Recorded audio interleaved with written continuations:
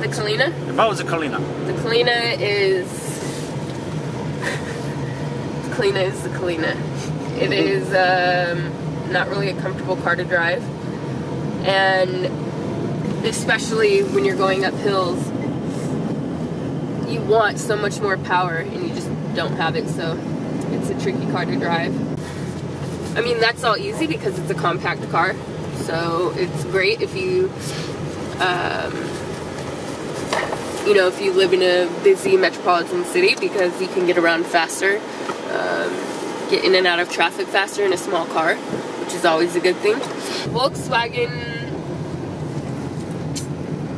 that's when it would have been nice to have a manual transmission going to the lake, because it's a beautiful drive, and I don't know, you feel like, or for me personally, I feel like when I'm driving a manual transmission, I'm really driving, and it's just a better feeling. I actually like driving. Some people hate driving. So it would have been nice there to drive and look at the scenery, but we didn't have that. It's still not a very comfortable car, but it's a very, I know it's a very popular one, even in the States, I think. I think the power was a little bit, yeah, it was definitely, it had more power than the Kalina. So that was good for the drive. I'm just not a fan of Hondas. I had one. This is one of my first cars, and I'm not a fan. I would rather be in the Volkswagen or the Kalina. Honestly, those cars don't do anything for me. And it had, I don't know if it had a similar size engine. Where's the horn? Ah! Fuck. Sounds like a carnival horn.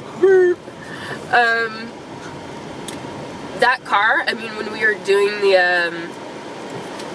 the tactical drivings, the snake, through the pylons at the old airport, we weren't even going that fast. We were only going like 60, and when we slammed on the brakes, you could hear the brakes shaking, which is really a concern, because what if you're on a highway going 80 and a car cuts you off and you hit your brakes? Are they going to work?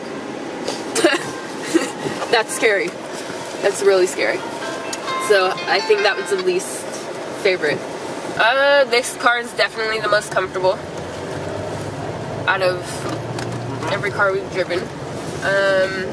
The steering column is not the greatest. It's really sticky. Like when you drive a new car for the first time and there's no miles on it. I mean, it's really, it has a steering column as if it's powering a V8 engine. And that's really strange. It takes a lot of movement to make a turn on a car that's not that powerful. It's strange. I don't like it. But I like to be a little higher up, especially in traffic in a city you don't know. It makes driving easier. And what I like in a car too, and this is the only car that's had it, is this armrest here. It's an option. That's an option? Oh god. That's sad. Oh, actually though, when I got in the car, it was strange getting to the emergency brake. Like, and that's ridiculous. Definitely so not German engineering. Nothing ergonomic about this car whatsoever. I think the Nissan is probably my favorite out of all the cars we've driven so far. It doesn't, I mean, it doesn't have a lot of power, but it rides really smooth. So if you're going on a long road trip or you have to commute to work every day, that's, I think, what's most important. For you, is it matter four-wheel drive or not? For me, it personally doesn't matter because I'm not interested in going off-road and doing crazy things.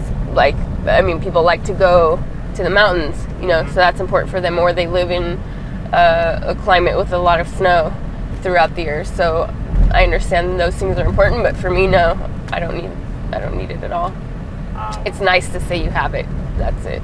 It's pretty good actually. Like the clutch is really good. Everything works pretty seamlessly.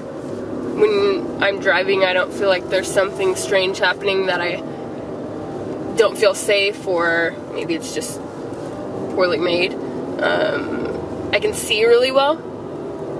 Like, there's not a whole lot of blind spots, so that's great. I hate having blind spots. You have them in every car, but some cars are worse than others. I haven't really gone higher than third gear at all. I mean, we can't right now, so I can't say how fast it is, but it's like doing this, it's easy to handle, and it doesn't feel like I'm going to lose control compared to the Solaris when we were on that old abandoned airport. I really felt like the car could flip over or something. This car doesn't feel like that. It feels a lot stronger, more sturdy. So I'd say it's a toss-up between this and the X-Trail. Both Nissans. What do you know?